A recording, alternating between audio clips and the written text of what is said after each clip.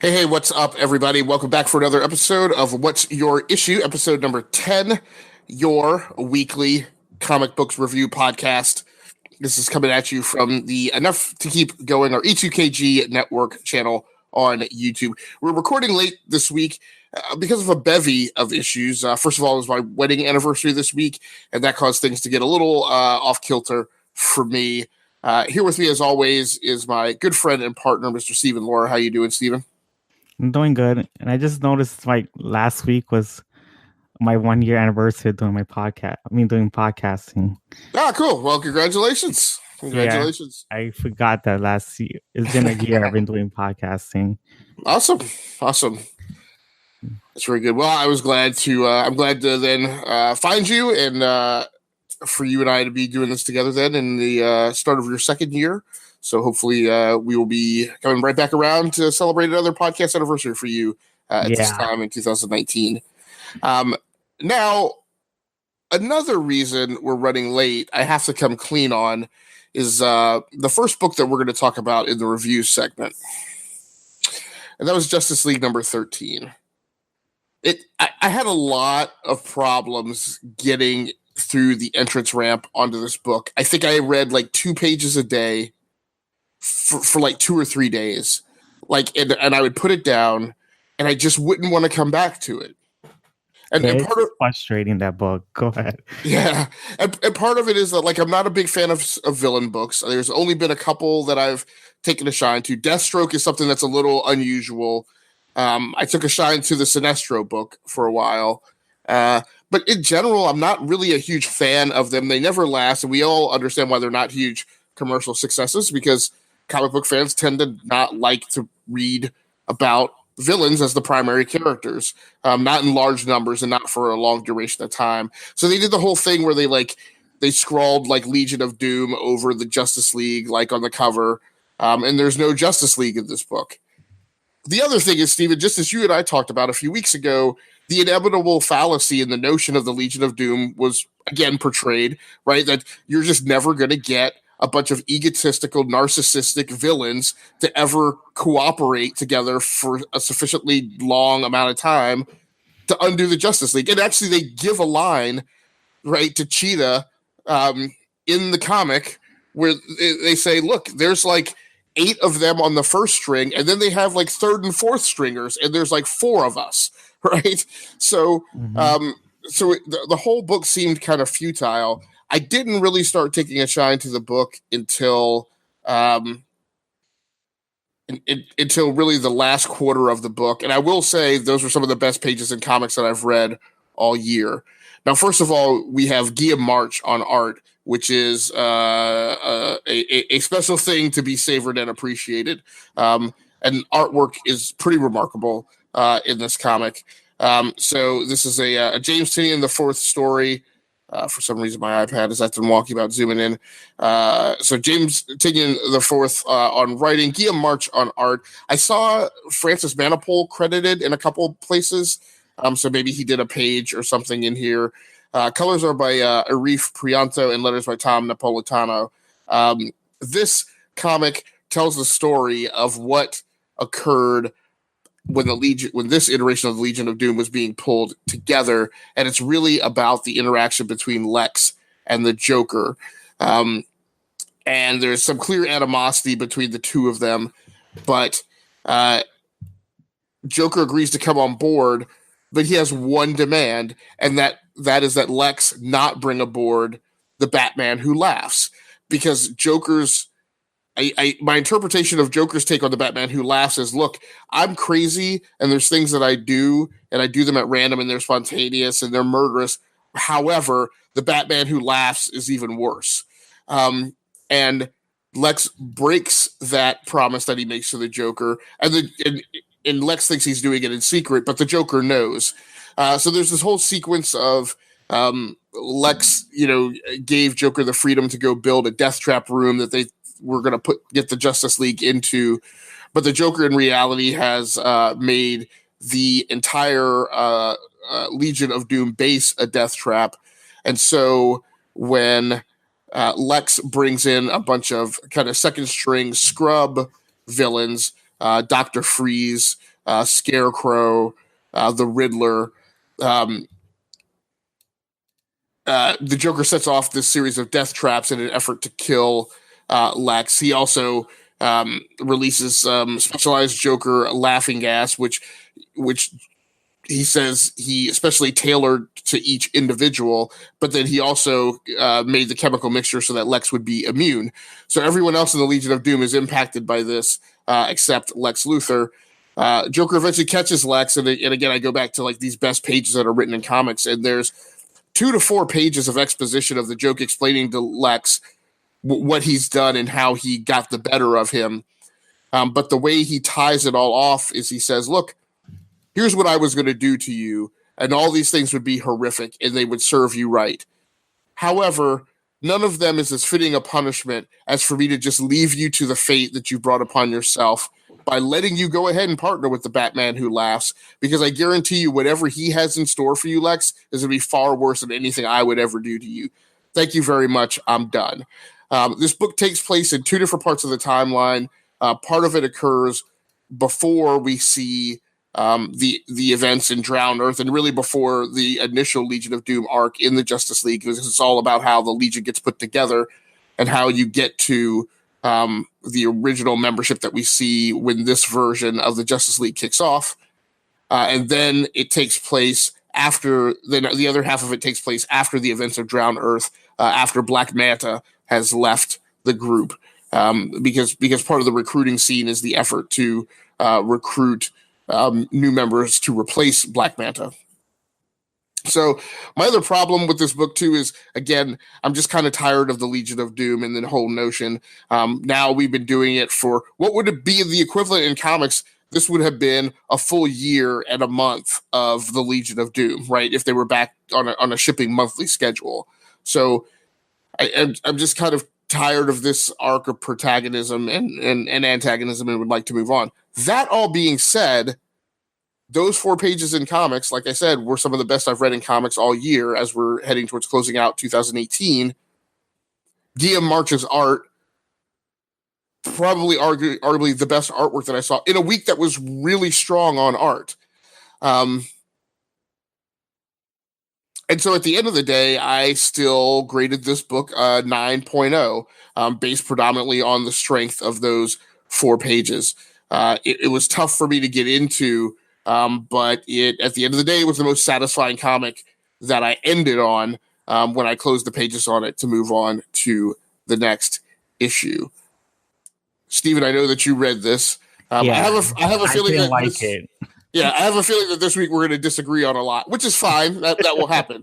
There will be weeks where we'll be more in sync and weeks where we're not going to be in sync. But go ahead and tell me what you thought about Justice League number 13.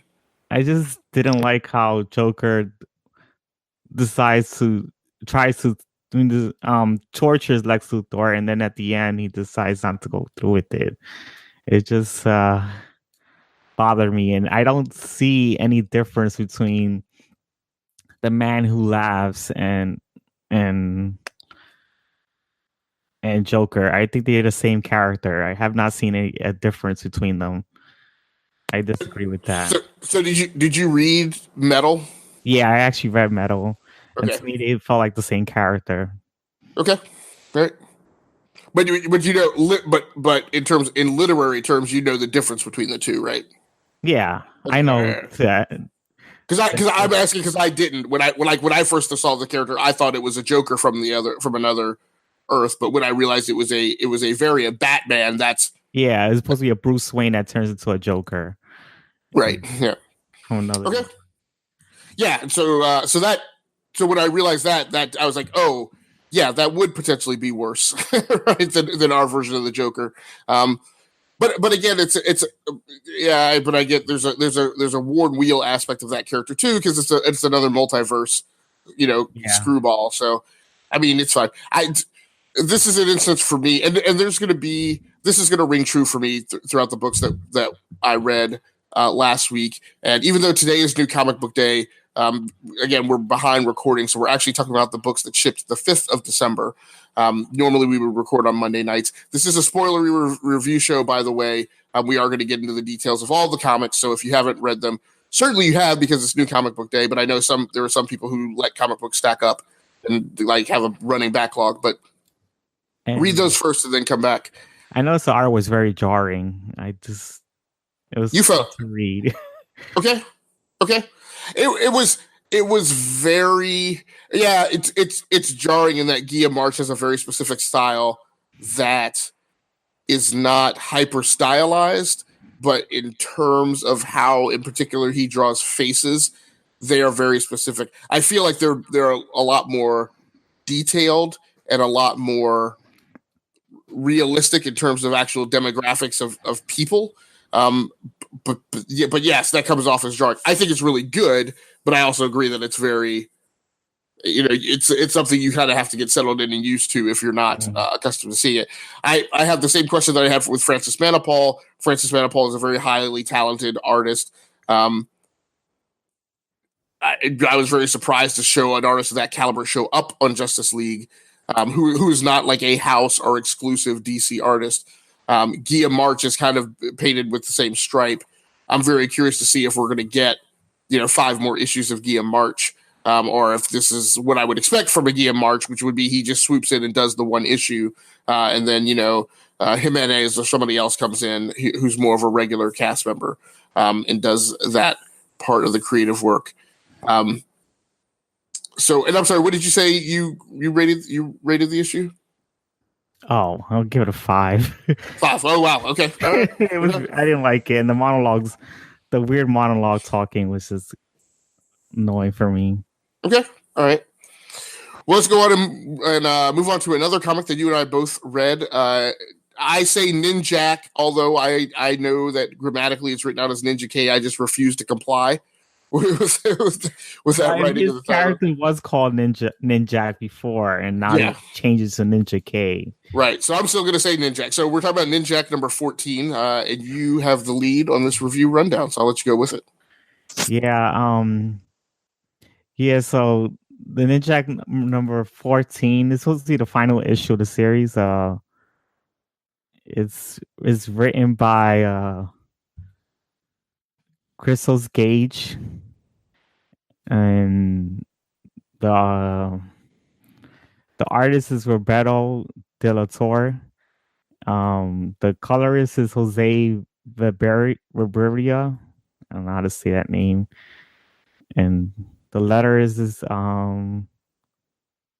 don't know the letter is, but it says a Larger World Studios, which doesn't make sense. But anyway. But yeah. This book is coming off the last issue where after Ninjak decides to beat the villain, the MI6 decides to go after Ninjak for not telling where Livewire is. So they go to hunt him down, and Ninjak decides to meet up with his getting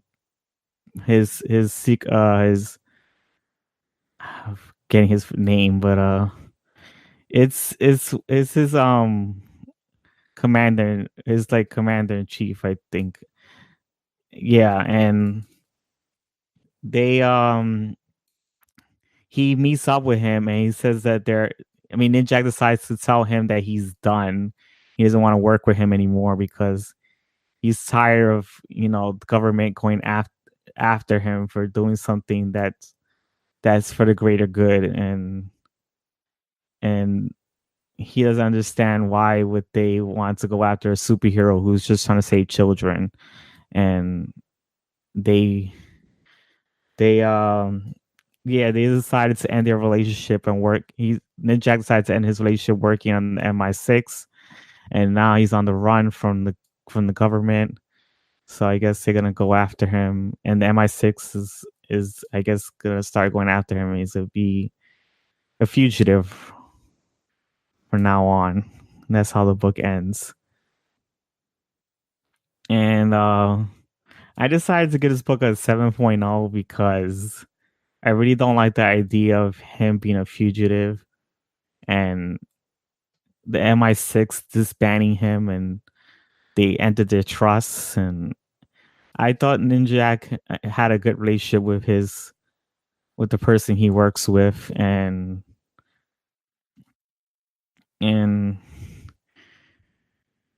yeah, they always had a good relationship, and he's gone. They have gone against what the MI6 wants them to do in the last series, and it just seems kind of weird that that is different here. I don't know. I think the Harbinger Wars ruined the whole entire comic book line of Valiant. I know a lot of comic books got canceled left and right, and I don't know. I think they didn't sell so well after that debacle happened. Go ahead. No, I was going to ask you anything else then that you wanted to cover on Ninja K?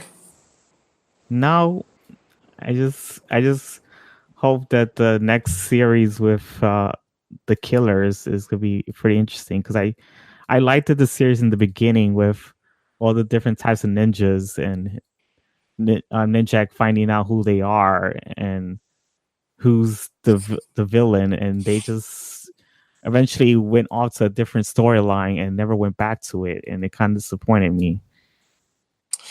Yeah, so I was pretty satisfied with this issue. I didn't feel like it was anything particularly spectacular. I rated it a 7.0 out. I'm sorry, I think I gave it the same score. well, I think I gave it a 7.5 okay. out of 10, actually.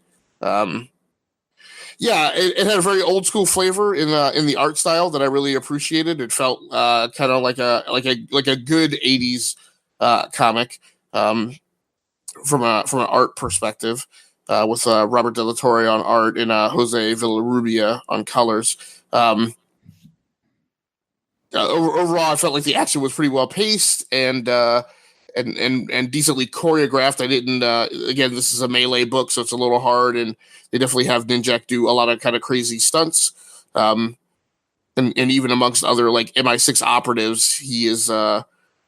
There's one little bit of a sequence in the helicopter fight where I I'm like, how did that happen from where they were last time? But other than that, it went pretty good. Unlike it had kind of a noir color palette, and unlike some of the other comics that I talked about in the most recent weeks that I didn't care for, that were I felt like trying to go for something that was similarly stylized. I felt like this one came off well, especially the closing scene with the sunset behind the ninja department director and all of Ninjak's like equipment and gear sitting out on the desk with the sunset happening or twilight scene out the what I want to call it, the blinds right behind the guy. I thought that was done really well. So, but yeah, at the end of the day, I don't know. There were a lot of issues this week that were just kind of issues that had to happen, right? Yeah. Like in order to move from one part of like an arc or something to the next arc. So, but I appreciated this one for what it was. I guess mostly artistically. I guess maybe where I was most positive about it was I felt like this is a thing that's really easy to screw up, right? Trying to tie the story up with as much complexity as many loose ends as there could have been left. And I thought Christos did a pretty good job kind of keeping that together and not letting it get entirely too sporadic. Mm-hmm. You and I also both read Doomsday Clock number 8, and I'm curious to hear what you thought about that one. Okay. Doomsday Clock is written by Jeff Johns. The artist is Gary Frank. Colors is Brad Anderson. And the letter is Rob Lay. So yeah, Doomsday 8 was mainly about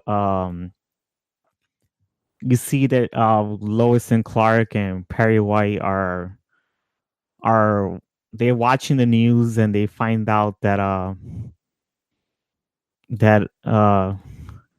Firestorm has gone to Russia, and he fights with Prozar because he doesn't like that Prozar and the the team that the agents that's working for Russia as the superheroes have put that Firestorm is a secret American agent working for the government with a whole bunch of metahumans. Like there's some Superman theory that the US had created the metahumans on purpose and they work for the government. That's what the story's going on about. And as Firestorm is fighting the Russian agent superheroes, um they there's a protest going on because Russians are testing every human to see if they have any metahuman powers, and the citizens don't like that that's going on in their country, and then uh so yeah, they Firestorm ends up going out of control, and he ends up turning everyone into glass. Like he turned all the protesters into glass, and he runs scared, and uh Superman, I mean Clark Kent decides to.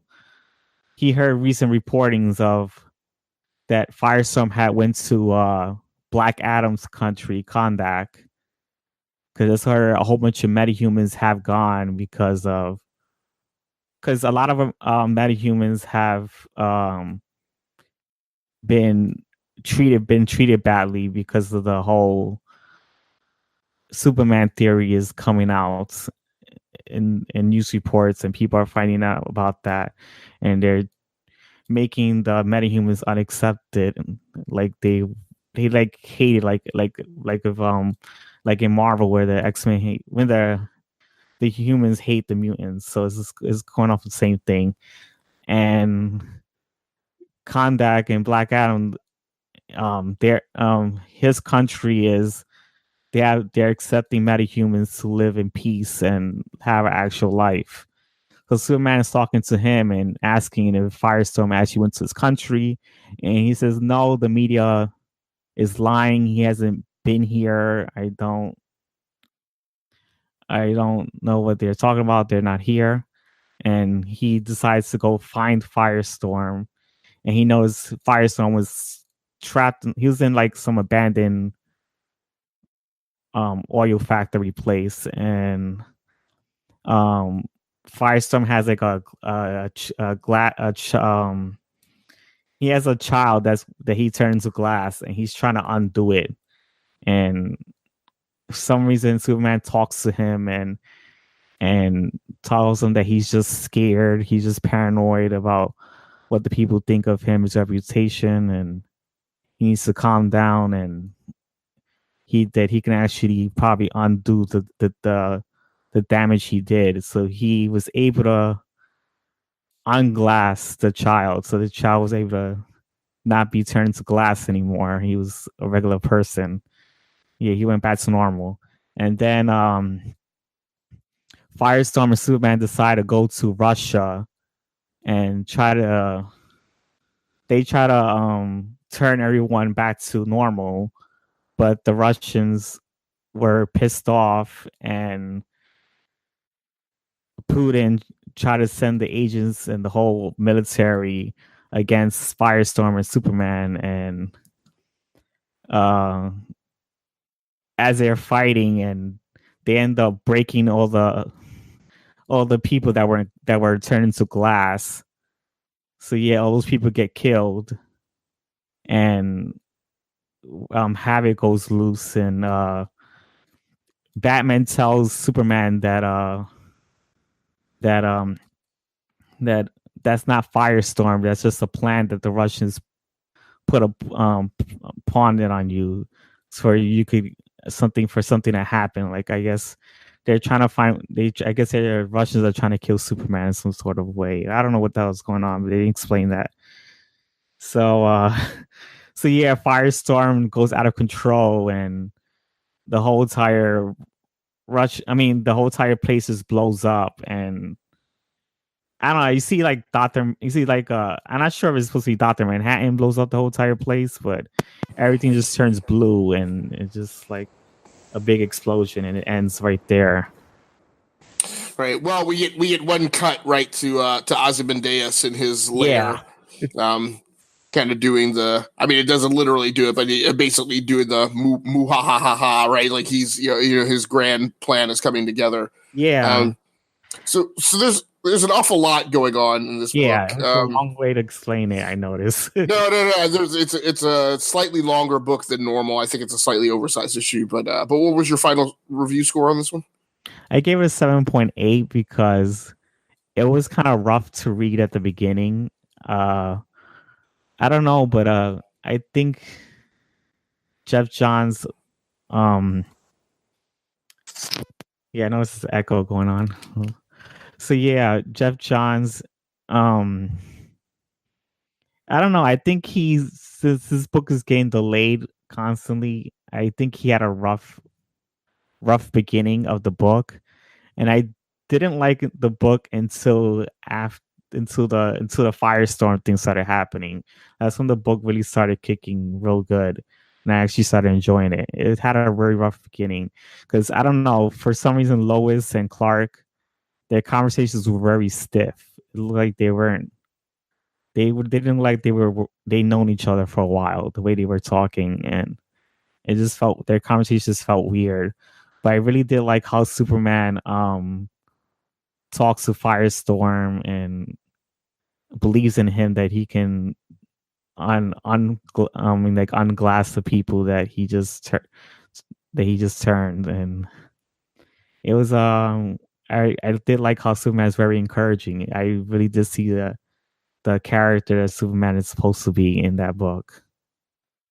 He really did shine there, and I did like seeing him as a hero. Cool. Well, I scored it pretty much the same. I rated it an 8.0 out of 10. Um, Gary Frank's art is really good. Yeah, his art is great. I agree.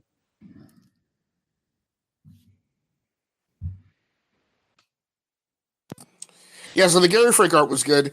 I appreciate this book for what it is and what it's doing. I don't like where it sits in the greater DC universe, right? And as you mentioned, there were delays. Now this thing is going on. We're also doing Drowned Earth. We just got done doing, the Witching Hour, whatever the Wonder Woman Dark Justice League thing was. Yeah. We've got kind of events going on all over the place. This is not in continuity. It is. I don't know where it is in continuity. I'm trying to figure it out. and that's what I'm saying. I think I'm just at a point where, as a reader, I'm a little bit over, and I've mentioned this, right, where I'm a little bit over like the Elseworlds kind of stuff, right? Like the alternate timeline. This isn't really happening. I'm like, well, when you're at a point where like everything, where you say about everything that it's some skewed timeline, or it doesn't really matter, or maybe it connects and maybe it doesn't, then I'm like, well, why are you doing it, right? Like if everything is that, then why are you doing it? This is this goofy mishmash of like the Watchmen characters and the DC universe. There are elements of it I like. Like I actually liked the parts that are written between Clark and Lois. I like Bruce, telling Superman like, you're walking in, you're talking yourself into a verbal trap. Like you need to shut up and stop talking. I did like that too. The Firestorm stuff was interesting. It's actually a little disappointing that it's not Firestorm, because I thought that was an interesting character thing for him. Yeah. To have to go through this notion that like in a panic, his powers manifested themselves in a way that he didn't anticipate. And he transformed organic matter, which he has historically not been able to do. And then rather than run from Russia and go to Kahndaq and hide out, he's actually staying in Russia because he's insistent on figuring out how to transmute one of these humans back into flesh and blood. And the notion that Professor Stein is telling him, dude, it can't be done, right? Like it's yeah. So I actually would have preferred it if it was Firestorm. But that all being said, there's a lot of things in the issue that play on emotion, right? Like I was kind of in shock when he transformed all the people to glass. I felt sad for him as he was trying to, transform the boy back to flesh and blood. And it also felt a similar horror when like the Russian leader, who's clearly supposed to be Putin based on the way he's drawn.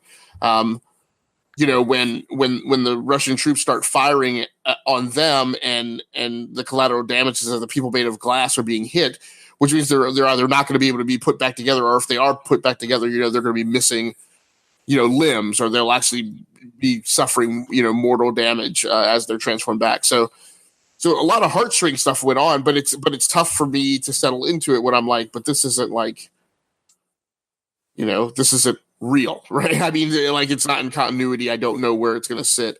And I don't know that it's going to matter, right, when this is all said and done. And Lois Lane finding about the Justice Society of America. Yeah, so that's interesting. So apparently what's going on in this timeline, like, nobody knows about a JSA having existed back in World War II. So yeah, that's interesting to see how that unfolds. So Deadpool number 7. I'm sorry, we're just I'm not running with the same logistics setup. Okay. This week. So Deadpool number 7, written by Scotty Young with art by Nick Klein, letters by Jeff Eckelberry. So the first thing is, again, so I read this one. This was the second book in my stack after having read Justice League. And unlike Justice League, I immediately took a shine to this book. Nick Klein's art is really remarkable. And I don't, like, his name doesn't latch in my mind. I'm sure that I've seen his work before, but his name doesn't latch in my mind as somebody that I've had a particular great taste for.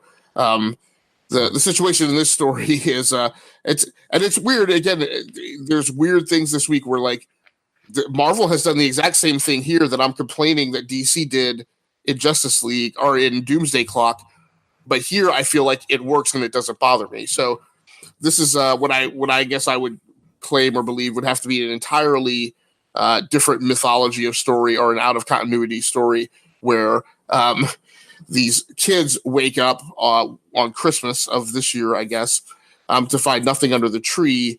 And so in anger, they get together and start a GoFundMe campaign. They call it something different. I think they call it a GoPayMe campaign.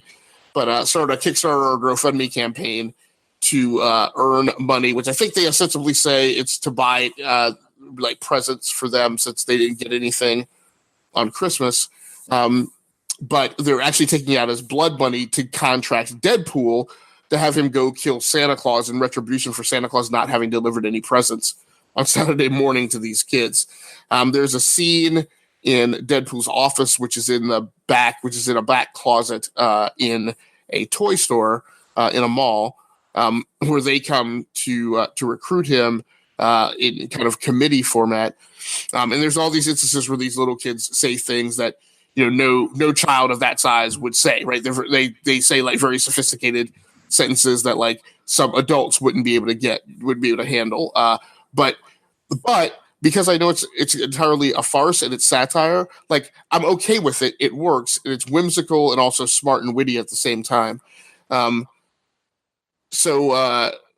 Deadpool takes the contract, goes off to kill Santa Claus, which I had some problems with. I'm like, but, like, is he really going to do this? And, like, again, does it, like, there's a certain point where it gets so silly that you're like, but, how do we play that back, on the backside of the story? But what he actually finds out is that there is a fight between him and Santa Claus, which I thought was awesome. And actually, when he shows up in Miss Claw, tries to blow his head off with a shotgun. So there were several funny moments in this comic. But then he eventually finds out that that actually there was an elf that basically defected when he wasn't able to get his way, took a bunch of elves with him, went to work for Roxxon Corp, and making toys. And so after Deadpool gets done fighting Santa Claus and gets the real scoop on what's going on, he takes off to take this guy down, this other elf. And so that was a little more satisfying, because the whole time when he's fighting Santa Claus, I'm kind of cringing, like, to wait and see if he's actually going to kill Santa Claus. But then when he goes off to take down the elf, and I'm like, okay, I'm fine, completely fine with an elf being killed. So So after there's that fight, then Deadpool borrows Santa Claus's sleigh. Deadpool grabbed like 3 crates of toys while he was attacking the Rocks and Toy division, and loads those up on the sleigh to then take the sleigh around the world to distribute to kids. So at the end of the day, I wound up scoring this issue. I believe I gave it an 8.5. Yeah, grading this issue with an 8.5. So again, there are times where I don't go in for this sort of stuff, but maybe it was because I read this right after Justice League. I felt I was entirely fine with it, and actually got into it and found it funny. So Steven, did you read this issue? And if so, what did you think about it? Yeah, I didn't like it because it just felt weird with the whole Santa Claus being evil and Deadpool trying to kill him. It just threw me off. I don't know. I just didn't like it. No, I could see it. I was actually surprised when I found myself liking it from the opening page, because like usually this is a thing that I would be like, all right, come on, like, do I really have to read like 20 something pages of this? But I guess I felt like Scotty's writing style just kind of perfectly conveyed that this is silly and it's nonsense, even in comic book terms. But stick with me and go with me and see how you like it. So I was actually pretty okay with it, but I can understand how you'd feel differently. So Iron Fist #3. Yeah, it's from the Marvel Comics digital originals. Yeah. Um. Yeah. The book is written by Clay Chapman. The artist is Gamero Sana, and the colorist is Lee Lawridge, and the letters is Travis Lanham. So yeah, this book is coming off where Iron Fist is he was fighting a villain, and the kid ends up getting injured and he didn't get a chance to save him. He was in the hospital, and the villain ends up taking over his body, and the kid ends up the eventually the villain, the Phantom Limb, he ends up going to Luke Cage's body, and their Iron Fist and Luke Cage is constantly fighting each other, and eventually Iron Fist comes up with a deal with the Phantom Limbs. He comes with a deal with his leader, and the leader wants to go kill him because he decides to leave town and leave hell and start doing his own damage on Earth. So they end up fighting each other, the two demons, and the demons ends up killing the other demon. And yeah, so trying to remember what's going on. Sorry. But yeah. But Luke Cage's body's released, and also Iron Fist he's able to recover, and no, I think he actually fought the villain, and the villain was able to get killed by the demon, and that was pretty much it. They go on off to their days, and everything goes back to normal. The kid is back to normal. He's not infected with the demon stuff anymore, and Iron Fist realizes that he shouldn't put himself in doubt just because he wasn't able to save the child from earlier issues. Because yeah, that was really affecting him as a superhero. Yeah. Okay, and what did you wind up scoring this one overall? I gave this as an 8.0 because I really did like how Iron Fist just struggles with himself and tries to decide whether he's a better human being, and he just messed up. He's not he's not a screw up just because he didn't save a child's life, and he did get to save him, but he was in the hospital because of it, because of not him saving him. So I actually like the hero struggling with that, and I did like the villain. He was pretty interesting, and I did like the Iron Fist getting the Dark Fist powers. It's like some new Iron Fist powers that gave like a blue glowing light on instead of yellow. So I thought that was interesting, and I hope that he uses it in the next couple of books. But yeah, this is the final issue, so I'm not sure. I mean, if there comes another Iron Fist series, they will use that. But I thought it was pretty interesting, and I don't know. I really did enjoy the story. It's just that the action was very long winded. That's the only problem I had with it. Okay. All right, so on to the final issue in the review segment, Batman number 60. The cover, first of all, and this is absolutely gorgeous. He's got the original costume on. So to me, it definitely invoked images of like the old 1960s cartoon with Adam West and Burt Ward. So it's a wonderfully done cover. The situation in here is, as we had last time, Batman had burst into Arkham and wrestled, Bane out of his cell and was just beating him into submission to get him to admit to a thing that the Penguin told him, which was that, hey, Bane is inside Arkham, pulling all the strings all across the city, and everything that you've gone through has all been due to Bane manipulating circumstances to allow those things to happen.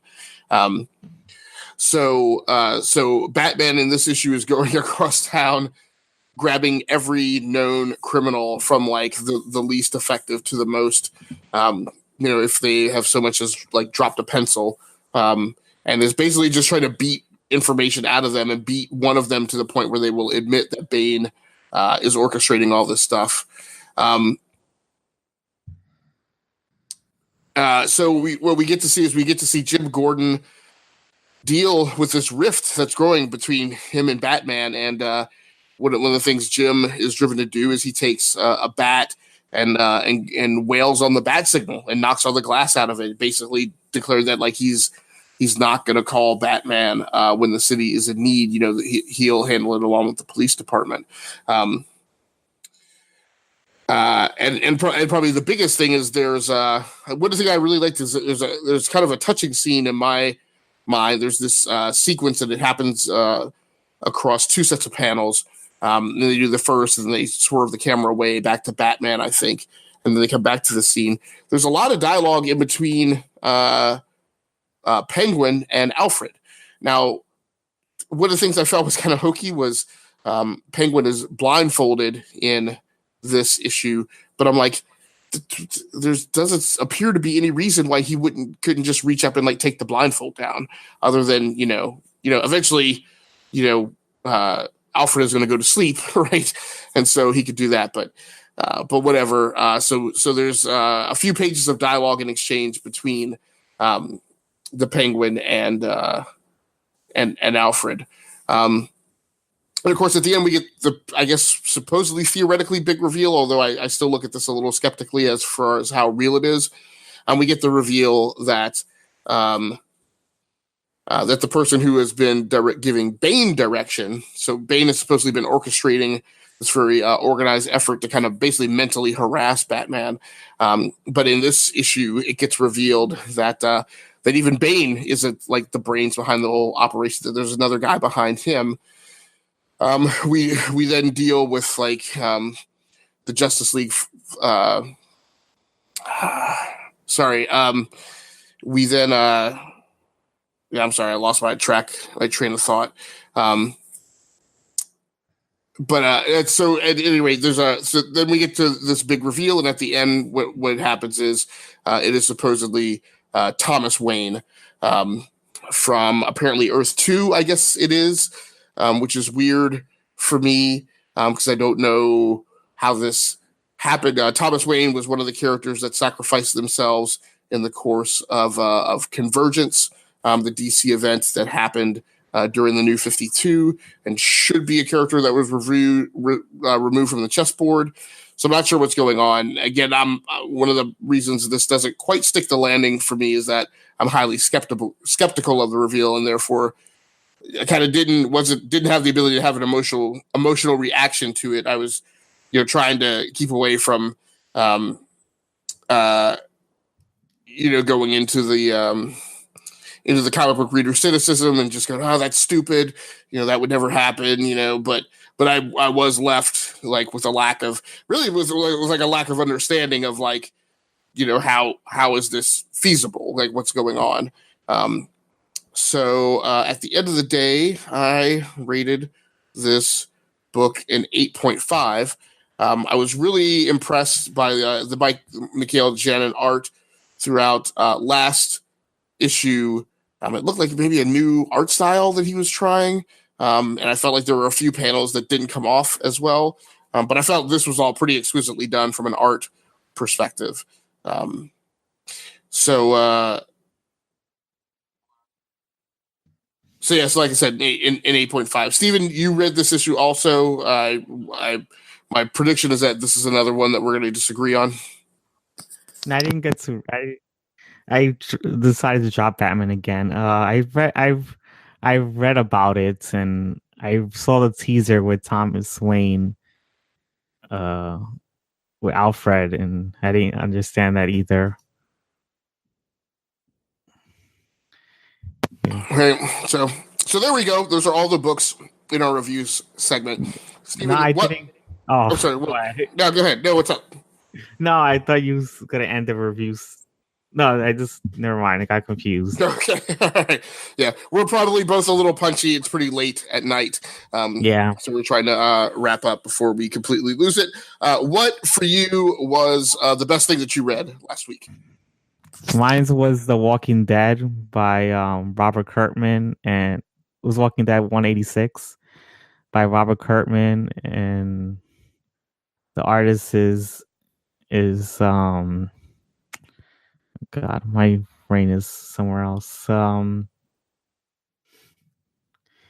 Is Charlie Aller, and the colors is Dave Stewart, and I guess, and the letter is Russ Woolton, and the inker is Stefano Guano. But yeah, I did really like this book a lot because it starts with Rick talking with Michonne, and they're discussing about what they're gonna do here with this new Commonwealth place that they visited, and Rick does see that this place become a police state. He does understand that, and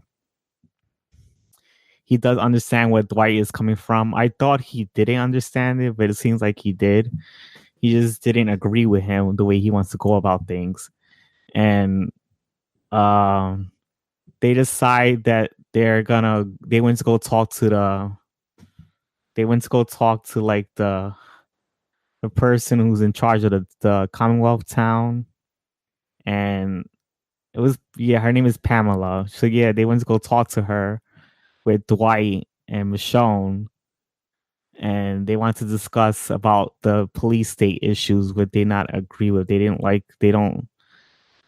that there's people around every single area with guns, like police patrolling everywhere. So Pamela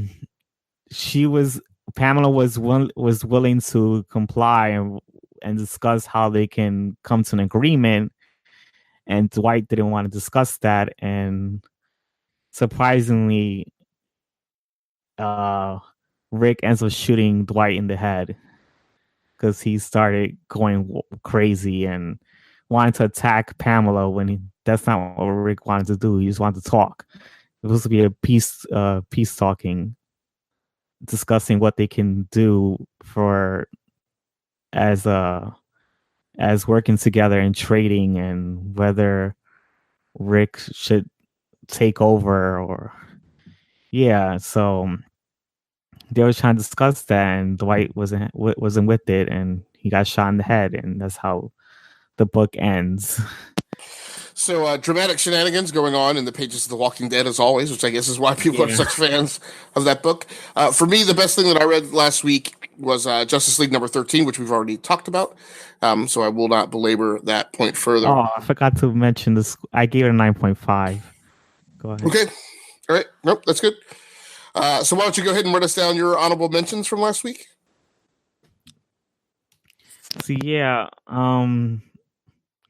So my honorable mentions is Green Arrow number 47. I gave it a 9.0. So I was trying to put my flock on my other screen because I can look at it. I gave Green Arrow number 47 9.0, Shazam number 1 8.5, Star Wars number 58 8.0, Winter Soldier number 1 8.0, and The Dream number 4 8.0. I just want to say that I really did like Green Arrow because I had a nice conclusion to the chapter of the story, and Citizen was a great villain. I just hope I enjoy the next issue. I really like how Benson writes. I like how the Bensons write Green Arrow. It's a really interesting book, and I like the political aspect of it. Right. Yeah, and I read Green Arrow number 47 also. I was not as enamored with the issue. In a different situation and setup, I may have gained more traction with it. I just felt like it was, it didn't do a whole lot. It was kind of, like I mentioned, it was one of those necessary kind of structural kind of issues that had to be done. There were a couple things that were a little off-putting in it. Like I'm not sure that how I feel about the Green Arrow plane that they have at the end. That seems like decidedly easy, but yeah, it feels I didn't care about it. Yeah, right. It feels decidedly not Green Arrow-ish in the way they've structured him over the last few years. But it resolves the schism, that we had with the creative thing of making Dinah basically a Batgirl sidekick while she was in Burnside, and kind of separates her back out and puts her back over with Oliver as an adult and not as like these uber teens that Batgirl, the Huntress, and Black Canary were. So hopefully that will, those characters will kind of be aged a little bit. So for me, my honorable mentions were, I also read Star Wars number 58, which I also had a lesser opinion of than your score. Okay. Based mostly on the same thing, not a lot happened in the issue. It was a lot of talking heads. It was a very wordy issue, and I wasn't entirely clear on what the closing, what the last panel indicated with the reveal of what Leia's been doing in her room for the last couple months while they've been holed up on this planet. So for my honorable mentions, Deadpool number 7, I gave it 8.5, which we talked about earlier. Batman number 60, I gave an 8.5, and Doomsday Clock number 8, I gave an 8.0.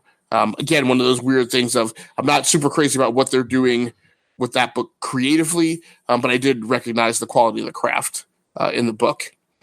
Next week's polls, and as they were last week's poll list for me was long. I typically will max out at 12 issues in a week, and I was at 11 last week. I'll be reading 11 issues again this week. Those issues will include Batman Annual number 3, Fantastic Four Wedding Special number 1, Peter Parker, The Spectacular Spider-Man number 313, Titans number 31, Smooth Criminals number 2 from Boom, and Empty Man number 2 from Boone. I'm looking particularly forward to that one because that's Cullen Bunn writing that story, who I've been a huge fan of his Harrow County series. The Batman Who Laughs number 1, which I said I wasn't going to read, but it came up in the randomization Rolodex. Hawkman number 7, Champions number 27, Miles Morales, Spider-Man #1, and Spider-Girls #3. Stephen, what are you going to be pulling next week? Yeah, this is a lot. There's a lot of books that came out, so I decided to say these are the ones I'm looking forward to. Is Batman Annual #3, The Batman Who Laughs #1, Champions #27, Detectives #994, Infinity Wars Ghost Panther #2, Justice League Dark #6, Miles Morales Spider-Man #1, Mr. and Mrs. X #6, Peter Parker's Spectacular Spider-Man #313, Scooby-Doo #32, Spider-Girls #3, Spider-Gwen Ghost Spider #3, Star Wars Out the Offer #27, and X-Men Red #11. Man, that is a heavy plate for next week. One thing I want to ask you is, so we just discussed how you are not a huge fan of the Batman Who Laughs character. No, I'm not a big fan. I just didn't see the difference between the Joker and the Batman Who Laughs. Okay, all right, but you're interested enough clearly to pull the Batman Who Laughs #1 from that miniseries kicking off this week. I heard about there's gonna be a Batman who looks like a Punisher style Batman in okay, and that pulled me in. Okay, now is it James Tynion IV who's writing that, or is Snyder actually writing that one? Yeah, I think Scott Snyder is actually writing that one. Okay, I didn't look it up. Okay, all right. Well, very cool. Well, thanks so much, everybody who happened to join in on the live show or watches the archive version of this video in syndication. We do appreciate it. Please feel free to like the video, subscribe to the channel. If you have any suggestions, the best way to get in touch with us is our Twitter handle at E2KG Network on Twitter. You can find Steven at Ultimate Awesomeness, and you can find the podcast itself on YouTube, SoundCloud, Pocket Casts, and iTunes.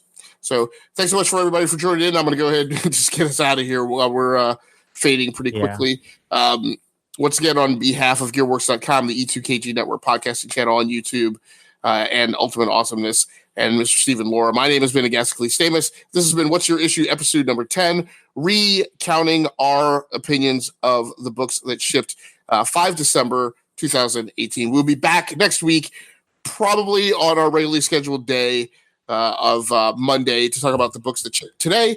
And actually, I'm going to get right off of here and go get my books and download them for reading right now. I don't download my books yet either. Right. I just want to focus on this. Right. I didn't want to put my mind on anything else. Okay, all right. Well, thanks so much for joining in tonight, everybody. That's going to do it for us. We're out. All right.